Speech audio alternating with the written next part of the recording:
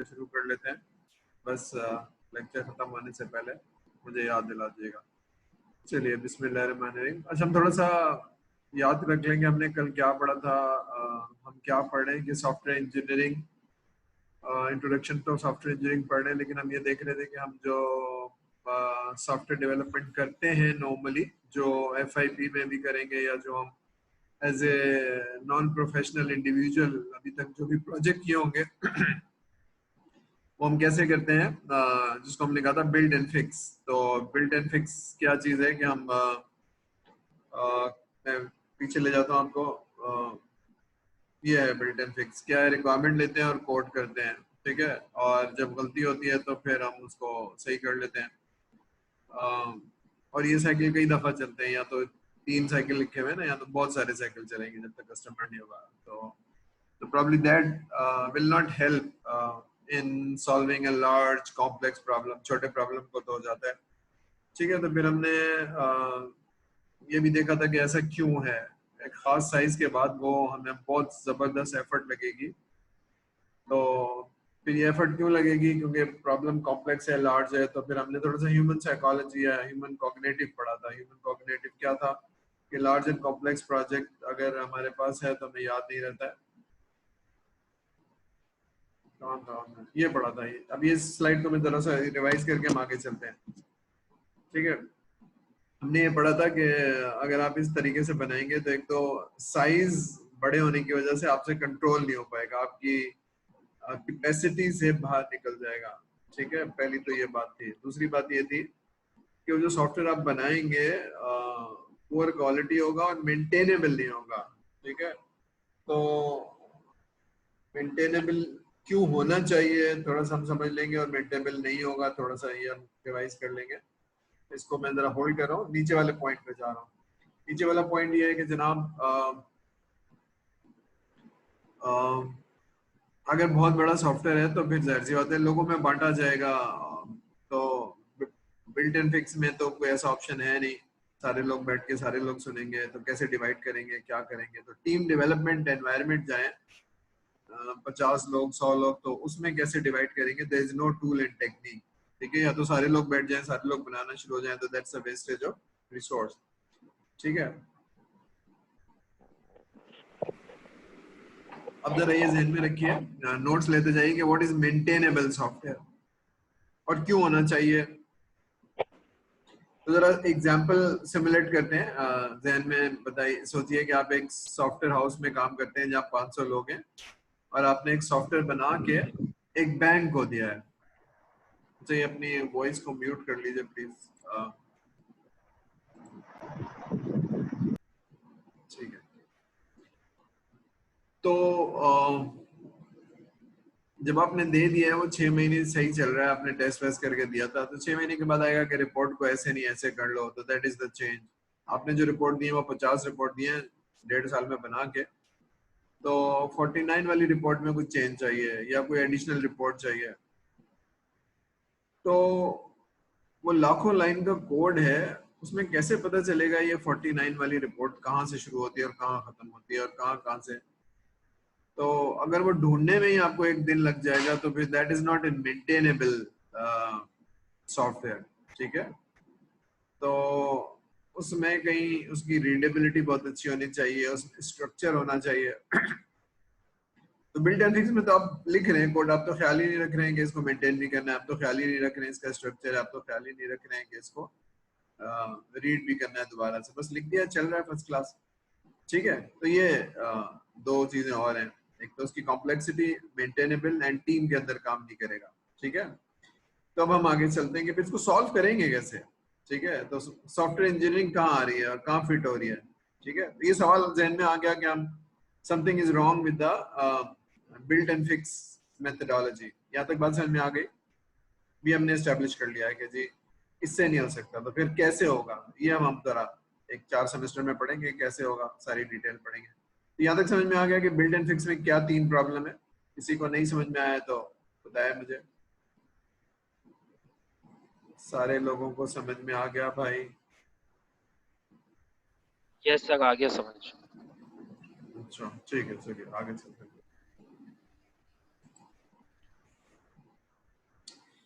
ठीक है, हमने कॉग्निशन पढ़ा था, इसको दोबारा से नहीं पढ़ेंगे, बस रिवाइज कर लेते हैं कि यहाँ आ जाते हैं। मैं डायग्राम दिखा देता हूँ आपको, ये दिखा देते हैं कि आपका माइंड कैसे काम करता है। एक शॉर्ट टर्म मेमोरी है और एक लॉन्ग टर्म मेमोरी है। तो शॉर्ट टर्म मेमोरी बहुत थोड़ी सी देर के लिए जो आप सुनते हैं उसको नोट करना जरूरी है, और मैंने बताया था उसको अगर आप नोट करेंगे और रिवाइज करेंगे तो that becomes move into your larger memory, जिसको आप कहते हैं ना, जिसमें सेव हो जाती है। तो अ, उसको रिवाइज करना जरूरी है उसको। ठीक है, तो हमने कहा था आपकी मेमोरी में दो पार्ट हैं, जिसमें बहुत पुरानी पुरानी बातें भी हैं और कुछ बातें हैं जो इंस्टेंट होती हैं, जो आती हैं और फैच होती हैं दिमाग से और गायब हो जाती हैं। That is an issue. उसकी छोटी सी कैपेसिटी है, जो एक्सपर्ट कहते हैं उसकी 7 नंबर्स या 7 आइटम्स जो है वो याद रहते हैं, उसके बाद वो याद नहीं रहते हैं अगर वो सेव नहीं हुए थे। ठीक है, तो ये हमने पढ़ लिया था। इसमें कोई सवाल है तो पूछ लीजिए कि क्यों लॉस्ट होते हैं, लॉस्ट हो जाते हैं। बस दिमाग अल्लाह ताला ने ऐसे बनाया कि कुछ चीजें आपकी स्टे करती हैं दिमाग में, कुछ चीजें आपको, बहुत सारी चीजें याद नहीं रहती। मसलन आप जब लेक्चर लेंगे तो कुछ चीजें आपको याद रहेंगी, कुछ आपको याद नहीं रहेंगी। जो आपके हार्ड डिस्क का पार्ट बन गई है या जो परमानेंट मेमोरी का पार्ट बन गई है वो तो शायद स्टे करेंगी, वो बहुत थोड़ी सी होंगी। लेकिन बहुत सारी इन्फॉर्मेशन जो सर ने लेक्चर दिया, अगर आपने रिवाइज नहीं किया है, उसको दोबारा से रिकॉल नहीं किया है, तो वो आपके जहन में नहीं रहेंगी। ठीक है, तो यही सॉफ्टवेयर के साथ है। अगर बहुत बड़ा सॉफ्टवेयर है तो वो कुछ बता रहा है और हमें याद रहेगा तो हम बना देंगे, नहीं याद रहेगा तो हम नहीं बनाएंगे। ठीक है, तो ये आखिरी वाली लाइन देखिए, recalling in the memory again and again, यानी रिवाइज करना, फिर आपको रिटेन कर पाएंगे, वरना आप रिटेन नहीं कर पाते मेमोरी में। ठीक है, ये हमने पढ़ लिया था। ये एग्जांपल थी कि अगर बड़ा नंबर है 12 नंबर का तो हमें याद नहीं रहेगा, इसको हम अगर इसको 7 से कम कर देंगे तो हमें याद रहेगा। ठीक है, हमने ये कल पढ़ लिया था कि अगर आप उसको बाइनरी से कन्वर्ट कर देते हैं, उसी नंबर को ऑक्टल में कर देंगे तो फिर आपको याद रहेगा। तो आपने शायद पहले सेमेस्टर में या दूसरे सेमेस्टर में कोर्स पढ़ा होगा आईसीटी का, नंबरिंग सिस्टम पढ़े होंगे। तो कंप्यूटर में तो नंबर सिस्टम बाइनरी जाता है, लेकिन उतने बड़े हो जाते हैं कि समझना मुश्किल है, तो फिर हम उसको ऑक्टल में, बाइनरी में या हेक्साडेसिमल में। तो हेक्साडेसिमल क्योंकि बहुत आसान हो जाता है, 16 नंबर का जो डिजिट है उसमें एक नंबर आ जाता है, तो फिर आपको याद रखना आसान हो जाता है। ठीक है, ठीक है भाई, तो वो यही एक्चुअली बैकग्राउंड है कि आपको, क्योंकि आप नंबर को चेंज कर सके और दिमाग में याद रख सके उसकी रिलेशनशिप के साथ। ये एग्जाम्पल हमने पढ़ ली थी, दोबारा से नहीं पढ़ रहे हैं, आगे चलते हैं। बस ये याद रखें कि 7 या से लेस है तो आसानी से याद हो जाएगा, वरना फिर आपको बहुत मुश्किल होगी। अब यहाँ थोड़ा सा हम यहाँ से शुरू कर लेते हैं, पढ़ लिया था हमने लेकिन दोबारा से शुरू कर लेते हैं कि देखिए अब क्या है कि योर प्रोग्राम छोटा सा है, थोड़े से वेरिएबल हैं, थोड़ी सी कॉम्प्लेक्सिटी है, तो ये फटाफट लिख लिया जाएगा क्योंकि माइंड इसको क्विकली अंडरस्टैंड करेगा और कर लेगा। ठीक है, समझना आसान हो जाएगा। लेकिन अगर वो नंबर ऑफ वेरिएबल्स और कॉम्प्लेक्सिटी एक्सीड करती है तो फिर आपसे हैंडल नहीं होगा। ठीक है, तो फिर क्या करना चाहिए? ठीक है, फिर क्या करना चाहिए ये हम जरा सीखने की कोशिश करेंगे। तो कल हमने बात की थी कि दो टेक्निक है जिसको हम कहते हैं एब्स्ट्रैक्शन एंड डिकम्पोजिशन, तो वो हम देखेंगे और ये सॉफ्टवेयर इंजीनियरिंग में कैसे काम आएगी। ठीक है, कहाँ गया? ठीक है, तो यानी अगर सॉफ्टवेयर की रिक्वायरमेंट ज्यादा हो जाए या लार्ज सॉफ्टवेयर की रिक्वायरमेंट हो जाए तो हमसे टेक्निक यूज करनी होगी। ठीक है, फिर हमने प्रोग्राम में अगर थोड़े से वेरिएबल हैं तो आपको समझ में आ जाएंगे। ठीक है, नहीं आपने एक्सपीरियंस भी किया होगा कि अगर आपको जब फंडामेंटल ऑफ प्रोग्रामिंग कराई गई थी, कॉन्सेप्ट कराए गए थे, तो 2-4 वेरिएबल थे कि ये लूपिंग है, तो वो फटाफट समझ में आ जाते थे। फिर उसको अगर आप लूपिंग को इस्तेमाल किया थोड़ा सा तो वो समझ में आ जाता है। लेकिन अगर आप एक कॉम्प्लेक्स एप्लीकेशन, अगर मैं आपसे कहूँ हॉस्पिटल का सिस्टम या ह्यूमन रिसोर्स का सिस्टम, तो ह्यूमन रिसोर्स सिस्टम में जनाब 4 मॉड्यूल होंगे। सिलेक्शन एंड हायरिंग एक अलग प्रोसेस है, अप्रेजल एक अलग प्रोसेस है,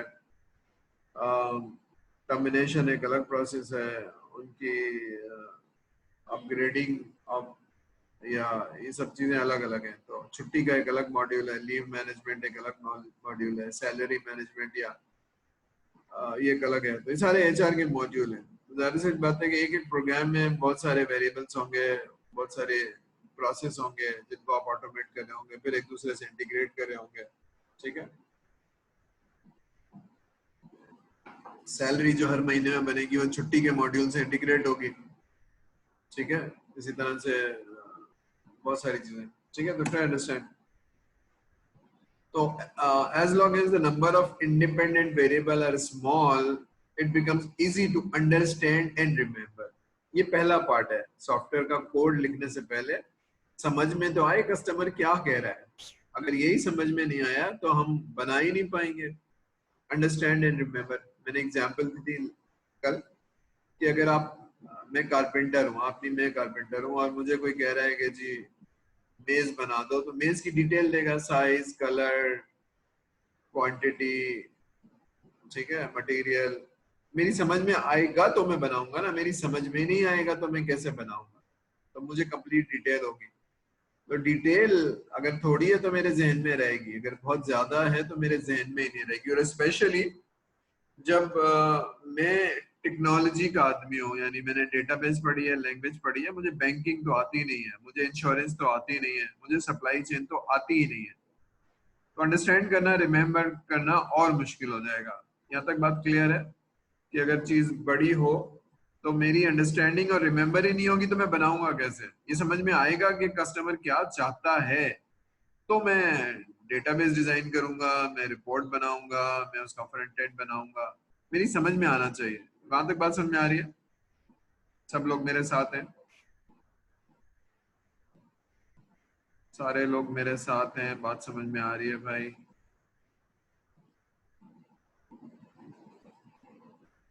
कोई अनम्यूट करके सर को जवाब दे दे। सर एक्चुअली समझिए क्लास में खड़े हैं लेकिन आप लोग नजर नहीं आ रहे, तो पता नहीं कि यहाँ तक की बात समझ में आई है कि नहीं आई है। Yes sir. आ रही है, चलिए आगे चलते हैं।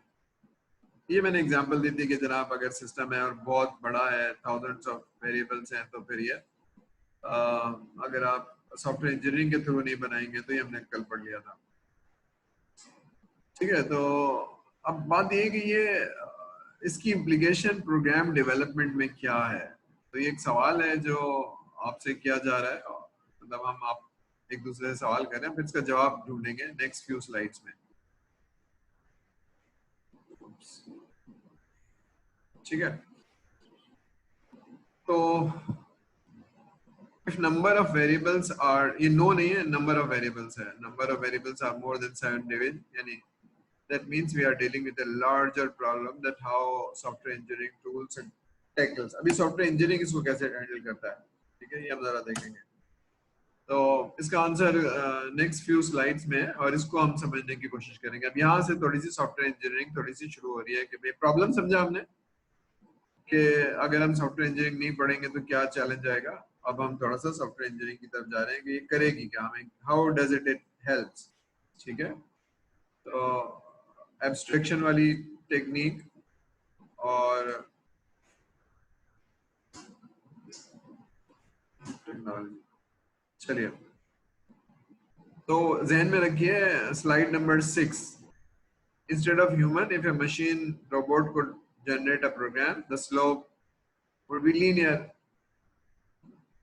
ठीक है। मैं थोड़ा सा वापस जाता हूँ, आपको स्लाइड नंबर 6 दिखा देता हूँ, फिर यहाँ आ जाएंगे 24 पे, ठीक है। I am going back in slide number 6 ताकि आपको याद आ जाए किसकी बात कर रहे हैं।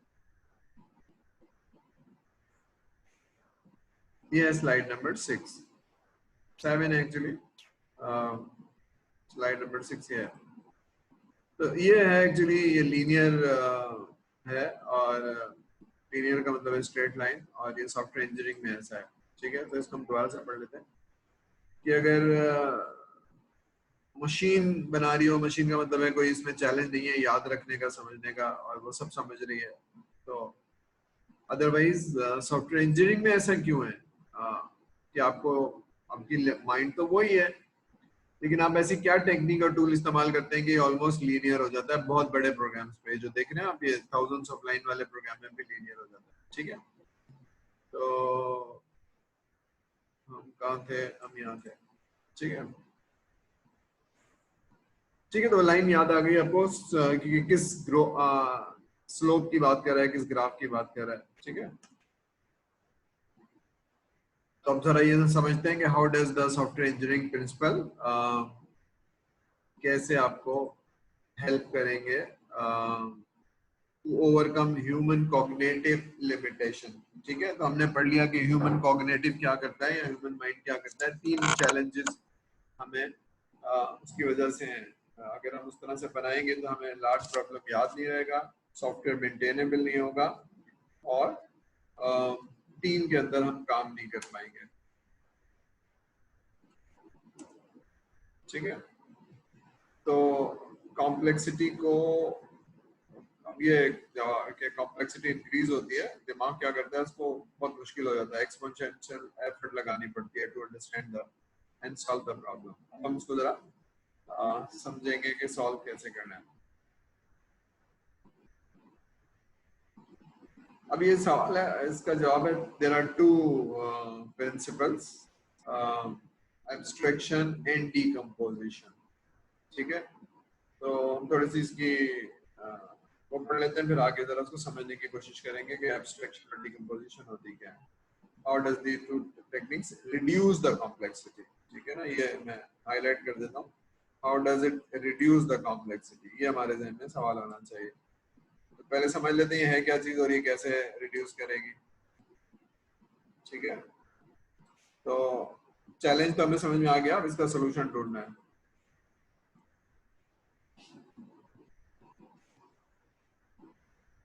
ठीक है, तो थोड़ी सी समरी पढ़ लेते हैं फिर हम, ताकि हम तैयार हो जाएं, फिर हम आगे आगे डिटेल देखेंगे। एब्स्ट्रैक्शन क्या चीज है, एब्स्ट्रैक्ट कैसे करते हैं, या इसका मतलब क्या है सॉफ्टवेयर इंजीनियरिंग में या हमारे उसमें। एब्स्ट्रैक्ट का मतलब है कि बहुत बड़ी प्रॉब्लम अगर है तो उसकी सारी चीजों को एक वक्त में नहीं देखो। ठीक है, तो एक चीज पे फोकस करो और बाकी चीजों को इग्नोर कर दो, ये है एब्स्ट्रैक्शन। ठीक है, तो अगर एक सॉफ्टवेयर है तो अभी उसकी कॉम्प्लेक्सिटी को डिवाइड कर लेते हैं। तो हम देखते हैं कि कैसे डिवाइड करेंगे, तो एब्स्ट्रैक्शन का कॉन्सेप्ट हम थोड़ा सा देखते हैं और फिर हम देखेंगे हम कैसे अप्लाई करेंगे। ठीक है, तो अभी मैं थोड़ा सा डिटेल इसलिए है कि थोड़ा सा हमारे जहन में कॉन्सेप्ट आ जाएगा। तो लेट अस अंडरस्टैंड, जो 2 टेक्निक पढ़ी है आपने, एब्स्ट्रैक्शन एंड डीकंपोजिशन, इसकी पहले देखते हैं कि एब्स्ट्रैक्शन होती क्या भला है। ये पहला वाला पार्ट है, ये इसकी बेस है, जरा पढ़िए फिर मैं समझाता हूँ इसकी बेस क्या क्या मतलब है।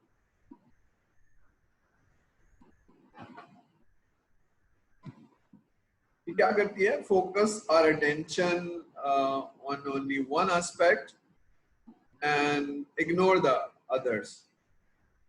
ठीक है, और वो वाले उस पे हम मॉडलिंग बना लेंगे। तो अगर हम थोड़ा सा आगे पढ़ेंगे कि हमको समझने के लिए, कस्टमर की रिक्वायरमेंट को समझने के लिए मॉडलिंग करनी पड़ती है, तो जो चीज है उसको हम मॉडल भी कर लेते हैं, लेकिन बाकी चीजों को फिलहाल छोड़ देते हैं। हम उसकी रिक्वायरमेंट को समझते हैं, डिजाइनिंग को छोड़ देते हैं, कोडिंग को छोड़ देते हैं। तो जो चीज पे फोकस करते हैं उसको हम अच्छी तरह से समझने की कोशिश करते हैं। तो ये है simplify a problem by omitting unnecessary details.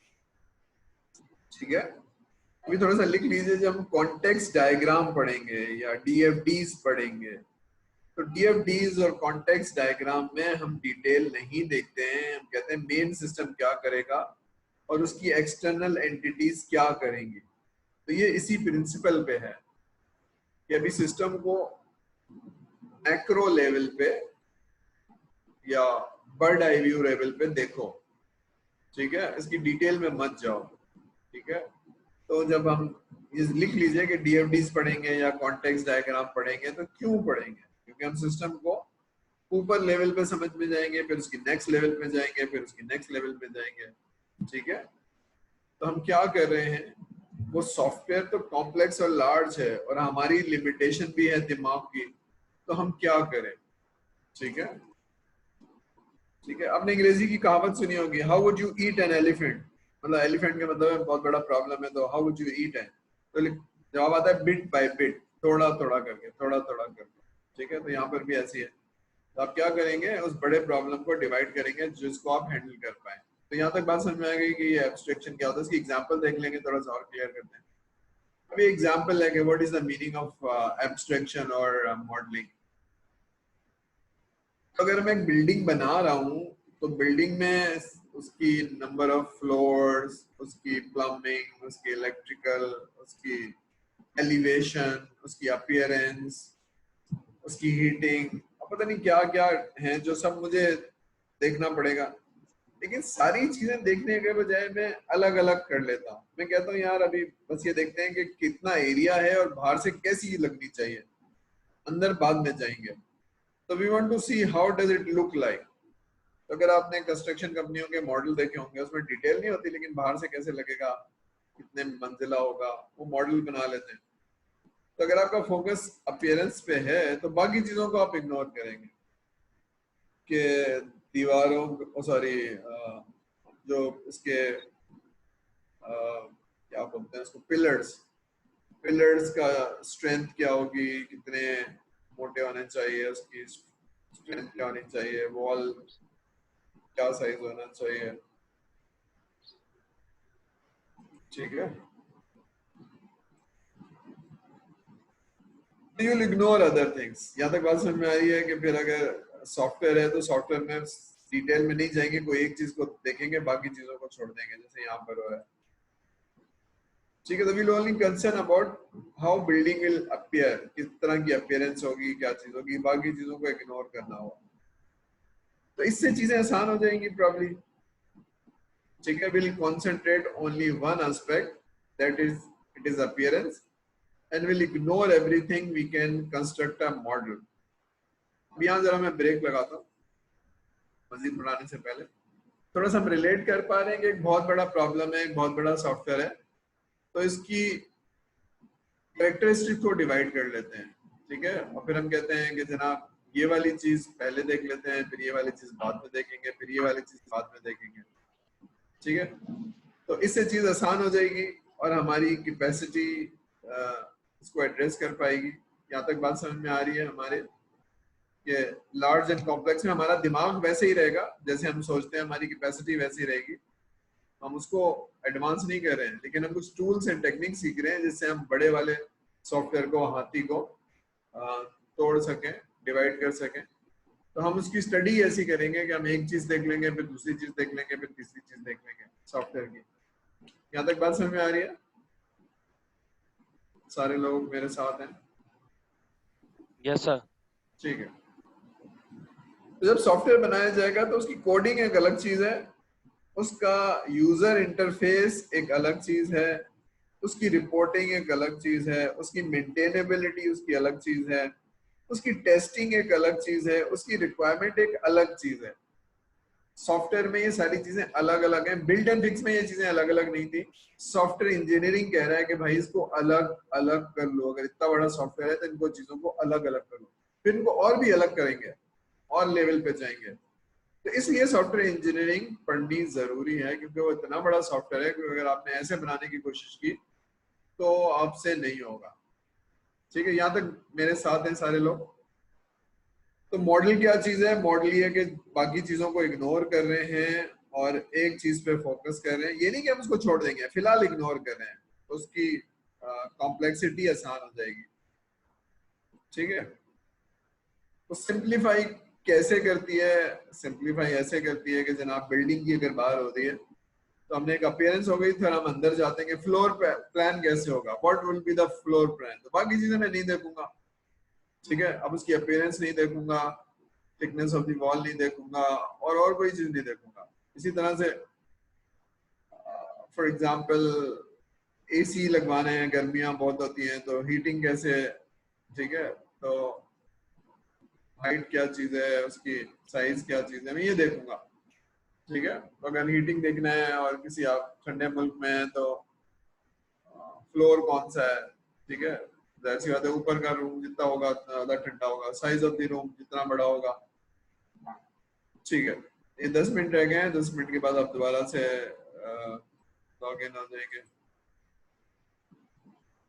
हम लेक्चर कर लेते हैं, उसके बाद जब दोबारा से लॉग इन तो हम अटेंडेंस ले लेंगे बस, ताकि 24 बच्चे 23 बच्चे आ गए, तभी मैं पढ़ा रहा हूँ मैं भी, ठीक है। तो बस जब ये खत्म होगा तो हम अटेंडेंस ले लेंगे, ठीक है। तो बात समझ में आ रही है कि ये एब्स्ट्रैक्शन क्या करता है, सिंप्लीफाई कर देता है हमारे प्रॉब्लम को, क्योंकि हम उसको एक चीज को देख रहे होते हैं, बाकी चीजों को नहीं कर रहे होते हैं। तो ये है, when we will ignore all other aspect at this time, this is one way of tackling the complexity, ठीक है, क्योंकि चीजें तो कॉम्प्लेक्स हैं और हमारा माइंड भी छोटा सा है या उसकी कैपेसिटी छोटी सी है। तो बाय एब्स्ट्रैक्शन या मॉडलिंग हमारा फोकस एक चीज पे हो जाता है, इससे चीजें आसान हो जाती हैं। ठीक है भाई, तो इसकी एक और एग्जांपल है आगे थोड़ा सा, एग्जांपल ऑफ एब्स्ट्रैक्शन। ये एग्जांपल है कि अगर बहुत बड़ी प्रॉब्लम आपको दे दी, मैंने कहा बैंकिंग का सॉफ्टवेयर बनाओ, तो क्या करेंगे, बैंकिंग में क्या होता है क्या नहीं होता है। तो हम यहाँ पर देख रहे हैं, सपोज आप हेड ऑफ द मार्केटिंग है, for example you are head of the marketing,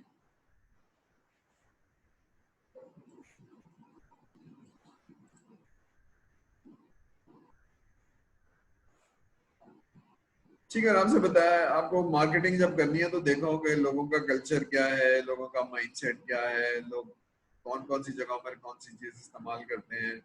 ठीक है ना, तो एक तरीका तो है मैं जाऊं कंट्री में, लोगों से मिलूं, चीजें देखूं कि सड़कें, रोड, माउंटेन, और मैं 2-4 साल लगा दूं मगर फिर भी मुझे पता नहीं चलेगा, क्योंकि कॉम्प्लेक्स है ना कंट्री, बड़ी कंट्री है, छोटी छोटी कंट्री भी घूमने में 2-3 साल तो लग ही जाएंगे। मैं घूमता रहूंगा, लोगों से बातें करूंगा और मैं से डिटेल लेने की कोशिश करूंगा, क्योंकि मुझे असाइनमेंट दिया हुआ है, तो कंपनी मुझे पैसे थोड़ी दे देगी 3 साल के भाई आप ढूंढते रहें। ठीक है ना, तो ऐसे नहीं होगा। क्या होगा, what would be your methodology पे बताएगा। अगर आपको मालूम करना है तो क्या करेंगे आप, एक बड़ा सॉफ्टवेयर दे दिया तो क्या करेंगे। तो इसी तरह से अगर आपको कंपनी का, मैंने आपको हेड बना दिया और जाके मालूम करना है कि जनाब पाकिस्तान या यूएई में क्या है, तो क्या करेंगे आप, लोगों से मिलेंगे, जो नीचे लिखा हुआ है लोगों से मिलेंगे, हर घर में जाएंगे, लोगों से सवालनामा करेंगे। What would be your methodology, कैसे करेंगे, अगर एब्स्ट्रैक्ट कैसे करेंगे आप एब्स्ट्रैक्शन आप लगानी है, बताइए क्या करेंगे। एनीबडी, कोई सॉल्यूशन आता है कि अगर ये काम जल्दी करना है और इसको एब्स्ट्रैक्शन की टेक्निक लगानी है तो मैं क्या करूंगा, कोई जवाब है किसी के जहन में। सर अगर हम अपनी हर हमने हर अगर हम अपनी चीज के लिए एक एक अपनी टीम बना दें और वो टीम से उसी चीज पे फोकस करें। जैसे एक टीम बना दें वो सिटीजन से जाके मिले, ठीक है, जी एक टीम बना दें वो अगर हर हाउस का जाके विजिट करे, तो मतलब जी हर एक टीम सिर्फ एक ही चीज पे फोकस करे, एक ही एक्सपेक्ट पे फोकस करे। ठीक है, एक ये तरीका है कि जनाब हम बहुत सारी टीमें बना दें, कुछ लोगों से मिले, कुछ सारी चीजें करें, ये भी एक टेक्निक है। और लेकिन इसमें बहुत रिसोर्स लगेगी और इसमें भी टाइम लगेगा, सालों नहीं लगेंगे तो शायद महीनों लग जाएंगे, रिपोर्ट आएगी, कंपाइल होगी। ठीक है, बात सही है, लेकिन एक बहुत बड़ा टास्क दे दिया है। तो अगर आप देखना चाहेंगे लोगों की लैंग्वेज, लोगों की प्रेफरेंस, लोगों की बायसनेस, अगर आपको कोई चीज प्रोडक्ट लॉन्च करनी है तो आपको लोगों की मेंटालिटी या लोगों का कंजप्शन समझ में आना चाहिए। तो बगैर मिले तो हमें पता नहीं चलेगा, तो ऐसी कोई रिपोर्ट हो। ठीक है, ठीक है, तो बात सही है। अब अगर एक लार्ज कॉम्प्लेक्स सॉफ्टवेयर दे दिया है तो हम कैसे करेंगे, अब यही सोचना है। ठीक है, तो सॉफ्टवेयर तो लार्ज एंड कॉम्प्लेक्स ही होता है, क्योंकि हम जिस सेंचुरी में हैं, 30 साल पहले तो सॉफ्टवेयर की इतना नहीं था, लेकिन अब तो हमारे जेब में भी एक छोटा सा डब्बा है जो कंप्यूटर इटसेल्फ है। तो अब इतनी हाई डिमांड हो गई है तो complexity and requirement of the customer बहुत इंक्रीज हो गई है। ठीक है, और उसको समझना हमें मुश्किल हो गया है, तो हम क्या करेंगे,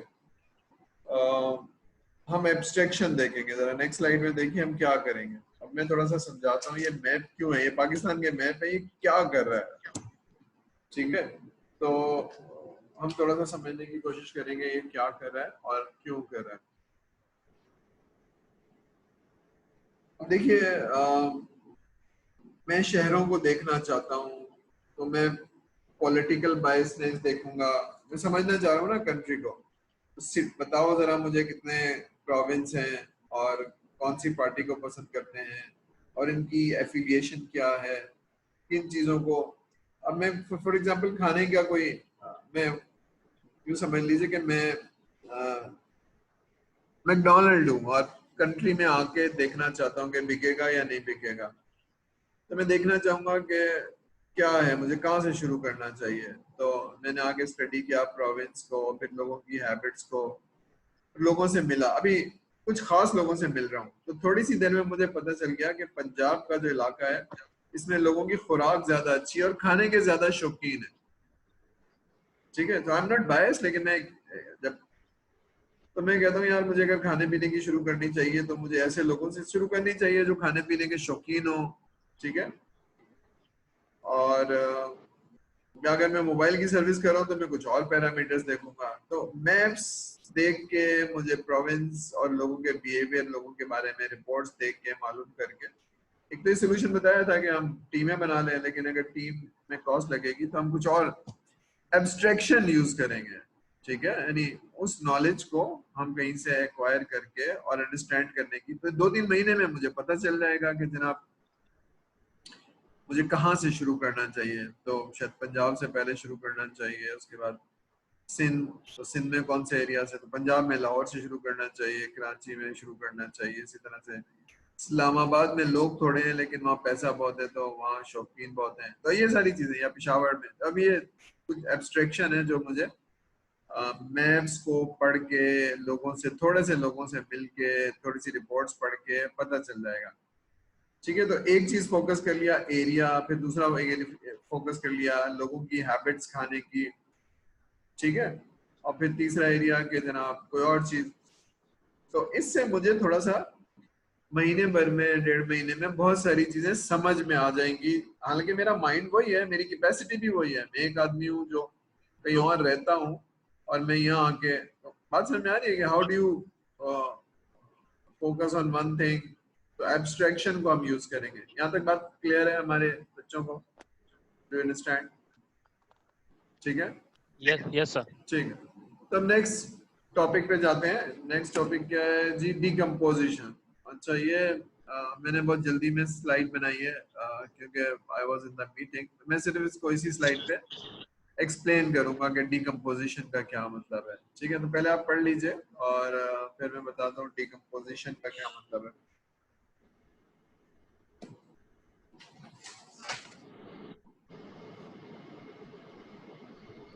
ठीक है, तो डिकम्पोजिशन का मतलब है डिकम्पोज करना, तोड़ना, ब्रेक करना। इसको जब हम आगे वाली क्लास में जाएंगे तो हम पढ़ेंगे वर्क ब्रेकडाउन स्ट्रक्चर। इसको WBS भी कहते हैं, मैं यहाँ लिख देता हूँ, WBS भी कहते हैं, ठीक है। तो WBS का मतलब है वर्क ब्रेकडाउन स्ट्रक्चर, यानी बहुत बड़े काम को थोड़ा थोड़ा तोड़ लो। तो ये second level, third level, fourth level पे जाएगा। तो अभी मैंने नेक्स्ट लेक्चर में मैं इसकी डिटेल डाल दूंगा। तो यूं समझ लिए कि आप इसको डिकम्पोज करते हैं, इसका मतलब क्या है थोड़ा सा मैं समझाता हूँ, ठीक है। हमारे पास 1 मिनट रह गया तकरीबन, तो उसके बाद फिर लॉग इन हो जाएंगे और हम अटेंडेंस ले लेंगे और फिर हम थोड़ा सा बात कर लेंगे अभी तक क्या समझ में आई। जब एक बहुत बड़ा प्रॉब्लम है तो आप डिकम्पोज करने का क्या मतलब है? स्मॉल पार्ट में इसको ले लिया जाए और एक वक्त में एक चीज की जाए।